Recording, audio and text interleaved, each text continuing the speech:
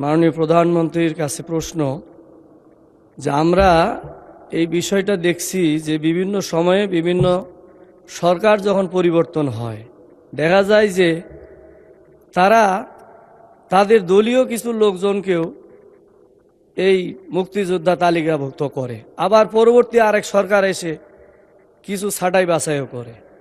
আসলে সত্যিকার অর্থেই যারা প্রকৃতপক্ষে তাদেরটা কেন হচ্ছে না? আজকে আমরা এই 55 বছর পর আমরা সেটা জানতে পারছে না, জাতি জানতে পারছে না। এই জন্য আমার প্রশ্নটা এইটাই যে এই বর্তমান সরকারের এই পরিকল্পনা আছে কি না যে সঠিক একেবারে পুঙ্খানুপুঙ্খভাবে বিশ্লেষণ করে যাতে করে যারা প্রকৃতপক্ষে মুক্তিযোদ্ধা তাদেরকে চিহ্নিত করে তাদেরকে তালিকাভুক্ত করা, আর যারা মুক্তিযোদ্ধা নয় যারা বিভিন্নভাবে দলীয়করণের মাধ্যমে হয়েছে তাদেরকে ছাঁটাই করে একটা প্রকৃত মুক্তিযোদ্ধা তালিকা জাতির কাছে প্রকাশ করার পরিকল্পনা আছে কিনা, এটি আমার প্রশ্ন। মাননীয় স্পিকার, আপনাকে ধন্যবাদ। ধন্যবাদ মাননীয় সদস্য। মাননীয় প্রধানমন্ত্রী। ধন্যবাদ মাননীয় স্পিকার। মাননীয় সংসদ সদস্য, আপনার প্রশ্নের পরিপ্রেক্ষিতে আমি বলতে চাই, আপনাকে একটু আমি স্মরণ করিয়ে দিতে চাই, বাংলাদেশ জাতীয়তাবাদী দল হচ্ছে শহীদ রাষ্ট্রপতি জিয়াউর রহমানের গঠিত দল। মাননীয় সংসদ সদস্য, আপনাকে একই সাথে আমি স্মরণ করিয়ে দিতে চাই, শহীদ রাষ্ট্রপতি জিয়াউর রহমান একজন মুক্তিযোদ্ধা ছিলেন, মাঠে থেকে যুদ্ধ করেছেন,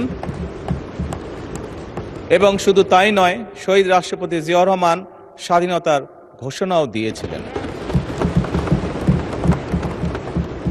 বর্তমানে দেশ পরিচালনার দায়িত্বে বাংলাদেশ জাতীয়তাবাদী দল রয়েছে, এবং একটু আগেই বললাম এই দল বীর মুক্তিযোদ্ধা স্বাধীনতার ঘোষক শহীদ রাষ্ট্রপতি জিয়াউর রহমানের দ্বারা গঠিত এই দল। খুব স্বাভাবিকভাবেই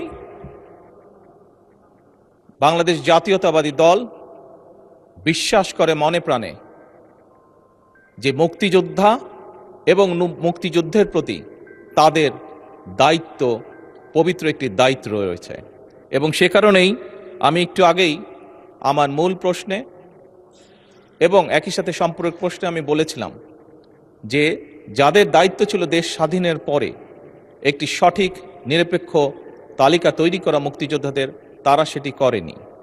পরবর্তীতেও বিভিন্ন সময়ে এই লিস্ট তৈরিতে বিভিন্ন রকম সমস্যা তৈরি হয়েছে। বর্তমানে সরকার চেষ্টা করছে বিভিন্ন বিশেষজ্ঞদেরকে নিয়ে যাতে আমরা একটি পূর্ণাঙ্গ সঠিক মুক্তিযোদ্ধাদের তালিকা তৈরি করতে পারি। মাননীয় স্পিকার, আপনাকে ধন্যবাদ।